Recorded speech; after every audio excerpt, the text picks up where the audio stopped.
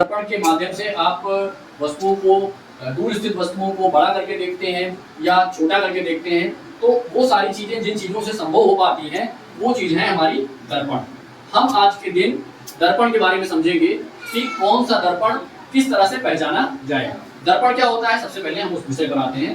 दर्पण जिसको इंग्लिश में मिरर कहते हैं, वो दर्पण एक ऐसी चीज है जिसके एक साइड से पॉलिश लगी होती है। जैसे मेरे हाथ में यहाँ पर दर्पण है और ये दर्पण इसके एक साइड में पीछे की तरफ से पॉलिश लगी हुई है। जबकि अगर समतल कोई शीशा, साधारण शीशा होगा तो उसके आर पार आप देख पाते हैं, वो दर्पण नहीं है। दर्पण क्या है, जिसके एक साइड से पॉलिश लगी है। जैसे आप समतल दर्पण में अपना चेहरा देखते हैं, नाई की दुकान में जो शीशा लगा होता है वहां पर भी आप वो दर्पण लगा होता है, जिम जो होती है वहां पर भी दर्पण लगा होता है। एक तरफ से पॉलिश अगर किसी चीज में है, आप उसमें अपना फेस देख पा रहे हैं, तो इसका मतलब वो क्या है, मिरर है, जिसको हम दर्पण कहते हैं। तो आज हम उसी के बारे में पढ़ेंगे।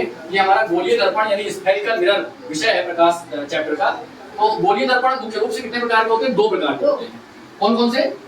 जैसा आप बोर्ड में देख पा रहे हैं, एक उत्तल दर्पण और दूसरा अवतल। उत्तल दर्पण को इंग्लिश में कॉन्वेक्स मिरर और अवतल को कॉनकेव मिरर कहते हैं। आइए हम लोग इस चीज को समझते हैं कि एक दर्पण का निर्माण कैसे होता है। सपोज करो एक स्फेरिकल कोई चीज है, गोलीय चीज है। ये तो मेरे हाथ में फुटबॉल है, ये नहीं हो सकता, लेकिन अगर कोई वस्तु गोल है और उसको हम बीच से क्या करते हैं, कट कर रहे हैं। कोई गोल वस्तु है, गोला है और कांच का, और उसको हम बीच से क्या कर रहे हैं, कट कर रहे हैं, तो कैसी स्थिति बनेगी, आइए उसको देखते हैं। हम सबसे पहले देखेंगे उत्तल दर्पण को। उत्तल दर्पण में ये गोला हमारे पास अभी जैसा था, एक गोला जैसी संरचना होती है, इसको अगर बीच से कट कर दें और किसी वस्तु को या किसी व्यक्ति को हम हमेशा किधर रखते हैं, बाईं तरफ। यहाँ बाईं तरफ से हम रखते हैं। सपोज करो यहाँ पर कोई वस्तु रखी हुई है, तो क्या होगा, हमेशा दूसरी तरफ से पॉलिश होगी। इधर से देखने पर अगर दर्पण का जो फेस है उभरा हुआ दिख रहा है, जैसा कि इस फिगर में दिख रहा है, यहाँ से आपको इधर से देखने पर बाईं तरफ से हमेशा देखना होगा, ये हिस्सा उभरा हुआ दिख रहा है ना, दूसरी तरफ क्या है, पॉलिश लगी हुई है। तो अगर उभरा हुआ दिख रहा है, इसका मतलब वो कौन सा दर्पण होगा,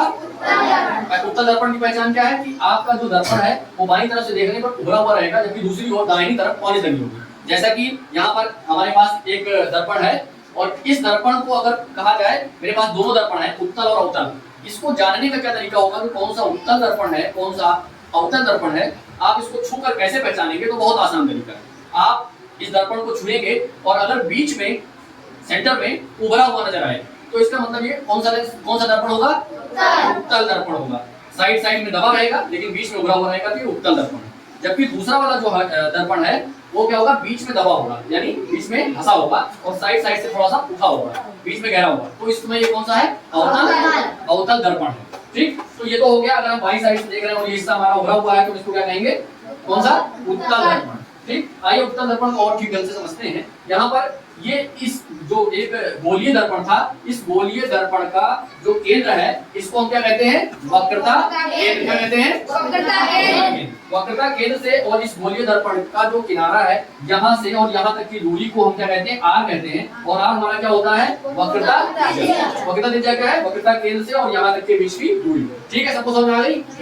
अब इस वक्रता त्रिज्या का आधा यानी इतना या इतना आधा, ये हमारा क्या कहलाता है, एस कहलाता है। इसको हम फोकस दूरी कहते हैं। फोकस दूरी हमेशा वक्रता त्रिज्या की आधी होती है, यानी एस का फॉर्मूला, फोकस दूरी का जो फॉर्मूला होगा वो r/2। यानी अगर किसी गोलीय दर्पण की वक्रता त्रिज्या 40 सेंटीमीटर, यानी r आपको 40 सेंटीमीटर दिया गया है, r आपको कितना दिया है, 40, तो फोकस दूरी उसकी जस्ट क्या होगी, आधी होगी। r/2 कर देंगे, 40 तो 2 से डिवाइड करेंगे तो कितना जाएगा, 20 सेंटीमीटर। अगर आपको फोकस दूरी f दिया है 15 सेंटीमीटर और r पूछा जाए, यानी आपका वक्रता त्रिज्या, तो कितना हो जाएगा, जस्ट उल्टा हो जाएगा, उसको आप क्या करेंगे, 15 दूनी 30 हो जाएगा। ठीक है, इस तरीके से हमेशा वक्रता त्रिज्या की आधी होती है हमारी फोकस दूरी। अब आइए आगे बढ़ते हैं और दूसरा वाला दर्पण देखते हैं, जिसको हम क्या कहते हैं, अवतल दर्पण या कॉनकेव मिरर।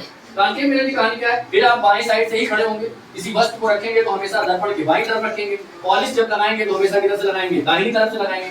यहाँ से खड़े होने पर इस गोलीय दर्पण को अगर हम काटते हैं, तो आप देखिए यहाँ से देखने पर ये गोलीय दर्पण क्या दिख रहा है, इधर से खोखला दिख रहा है, धसा हुआ दिख रहा है, गहरा दिख रहा है, गुफा जैसा दिख रहा है ना कहानी।